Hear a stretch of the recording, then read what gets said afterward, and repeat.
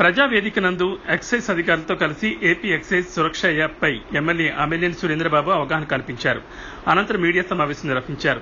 ఈ సందర్భంగా ఎమ్మెల్యే అమేలియన్ మాట్లాడుతూ గత ప్రభుత్వం జే బ్రాండ్ మద్యం పాలసీతో ఇష్టానుసారంగా నాసిరక మద్యం అమ్మకాలు చేసి ప్రజల ఆరోగ్యాలతో చెలగాటమాడిందని అన్నారు.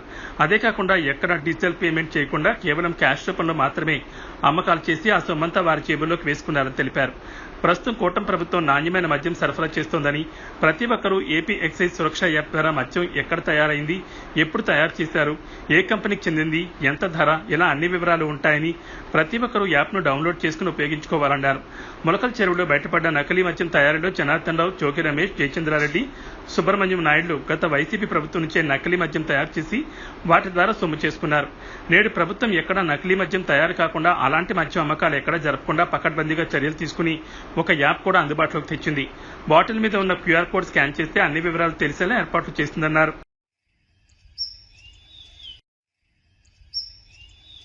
చేసిన దుస్థితి కానీ తెలుగుదేశం పార్టీ కానీ చంద్రబాబు నాయుడు గారు కానీ లేదు. అలా ఉద్దేశం అంటే ఇంత టెక్నాలజీ కనుక్కునే వ్యక్తి కాదు. వైఎస్ఆర్ కాంగ్రెస్ పార్టీ హయాంలో జిల్లాకు ఒక బ్రాంచ్ పెట్టి నకిలీ జే బ్రాండ్ విషయంలో జిల్లాకు ఒక బ్రాండ్ పెట్టి ప్రజల ప్రాణాలతో చెలగాటమాడింది జగన్మోహన్ రెడ్డి. దానికి అలవాటు పడిన వ్యక్తి ఈరోజు దాన్ని జీర్ణించుకోలేక చంద్రబాబు నాయుడు పైన తెలుగుదేశం పార్టీ పైన బురద జల్లే ప్రయత్నం చేస్తున్నాడు. అలాంటి బురద జల్లేకి ప్రయత్నంలో మేము దానికి సిద్ధంగా లేము కాబట్టి ఈరోజు చంద్రబాబు నాయుడు ఈ టెక్నాలజీ ఉపయోగించి క్యూఆర్ కోడ్ కొడితే ఏ కంపెనీ వారు ఇచ్చినారు, ఎక్కడి నుంచే డెలివరీ అవుతుంది, ఎక్కడ అమ్మినారు అనేది కూడా స్పష్టంగా మీ అందరికీ కూడా అర్థమవుతుంది. చూడండి, ఇది మంచి బ్రాండా కాదా, నకిలీ మద్యమా కాదా అనేది కూడా క్లారిటీ కనపడుతుంది.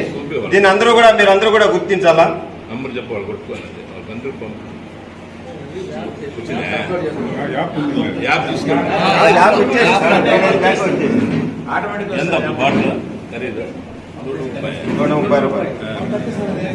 అందరికీ నమస్కారం. మనం ముఖ్యంగా ఈరోజు ఈ ప్రెస్ మీట్ పెట్టడానికి కారణాలు చాలా ఉన్నాయి. రాష్ట్రంలో ఏం జరుగుతుందో మీరందరూ కూడా చూస్తున్నారు. మన రాష్ట్రం అభివృద్ధి వైపు పయనిస్తుందనేది ప్రతి ఒక్కరికి తెలిసిన విషయమే. మన ముఖ్యమంత్రి గారు, అలాగే డిప్యూటీ సీఎం పవన్ కళ్యాణ్ గారు, అలాగే నారా లోకేష్ గారు ముగ్గురు కూడా నరేంద్ర మోడీ గారి సహకారంతో మనం అభివృద్ధి బాటలో పయనిస్తున్నాం అనేది రాష్ట్ర ప్రజలు, దేశ ప్రజలందరూ కూడా గమనిస్తున్నారు. ఏదేమైనా మొన్ననే మీరందరూ కూడా చూస్తున్నారు, మలకల చెరువులో ఏదైతే కల్తీ మద్యం సంబంధించిన విషయం అందరికీ తెలిసిన సత్యమే. ఏదైతే కల్తీ మద్యం సంబంధించి ఎక్కడైతే కల్తీ మద్యం అయితే తయారు చేశారో ఆ మద్యానికి సంబంధించి వాళ్ళు ముందు ఏదైతే మన తాడేపల్లి ప్యాలెస్ నుంచి తయారైన వ్యక్తులుగానే మనం అందరూ గుర్తించాలి. ఎందుకంటే కల్తీ మద్యం అనేది మొట్టమొదటిసారిగా బయటకు తెచ్చినది ప్రజలకు తెలుసు, ముఖ్యంగా మీడియా మిత్రులందరూ కూడా తెలుసు. ఎందుకంటే ప్రతి చోట కూడా మీరు జే బ్రాండ్లు ప్రతి చోట కూడా చూశారు. ఆ జే బ్రాండ్లతో ప్రజలందరూ కూడా రకరకాల ఇబ్బందులు, రకరకాల వ్యాధులతో ఇబ్బందులు పడ్డం. చాలా చోట్ల షాపుల్లో కూడా డైరెక్ట్గా వాళ్ళ మధ్యాన్నే ఈవెన్ గవర్నమెంట్ గోడౌన్ పోకోకుండా కూడా ఆ డూప్లికేట్ మందును కూడా గవర్నమెంట్ గోడౌన్ పోకోకుండా డైరెక్ట్గా మద్యం షాపుల్లో దించి వాళ్ళు అమ్మిన సందర్భాలు చాలా ఉన్నాయి. ఎందుకంటే వాళ్ళు ఒకటే పెట్టారు. వాళ్ళకి తెలుసు గవర్నమెంట్ ఉద్యోగస్తులతో షాప్లో మద్యం షాపులో అమ్మిస్తూ క్యాష్ కలెక్ట్ చేసుకునే విధంగా వాళ్ళు తయారు చేయడం జరిగింది. అలాంటి ఈ వ్యక్తులు ఈరోజు మా ప్రభుత్వం పైన బురద జల్లడానికి ప్రయత్నాలు చేస్తున్నారు. ఒకటే మా ముఖ్యమంత్రి గారు చాలా ఖచ్చితంగా ఉన్నారు. ఏదైతే మద్యం సంబంధించి ఏ ఒక్క చిన్న తప్పు జరిగినా తీవ్రమైన సమస్యలు ఎదుర్కొంటారని అందరూ కూడా హెచ్చరించడం కూడా జరిగింది. మనకు కూడా ఇంకొక విషయం కూడా చెప్తున్నారు. ప్రతి మద్యం బాటిల్ పైన క్యూఆర్ కోడ్ అనేది ఉంటుంది.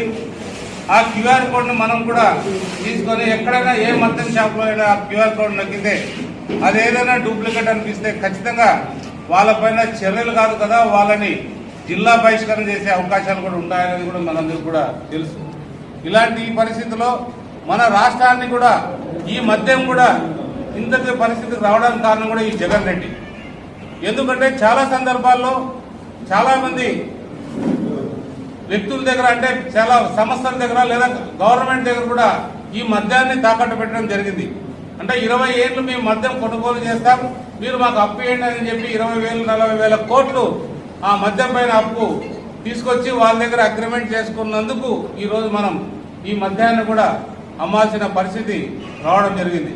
ఇదంతటికీ కారణం ఆ రోజు ముఖ్యమంత్రిగా ఆయన ఉన్నప్పుడు ఒకటే చెప్పాడు, మేము అంచెల వారీగా మద్యాన్ని నిషేధిస్తామని. ఆయన అంచెల వారీగా మద్యాన్ని పెంచుతూ డూప్లికేట్ మద్యాన్ని కూడా ప్రజలకి దాపించే కార్యక్రమాలు చేసి, ముఖ్యంగా జే బ్రాండ్ అంటే మీరు ఎప్పుడు కూడా చూసిండ్రు ఎక్కడంటే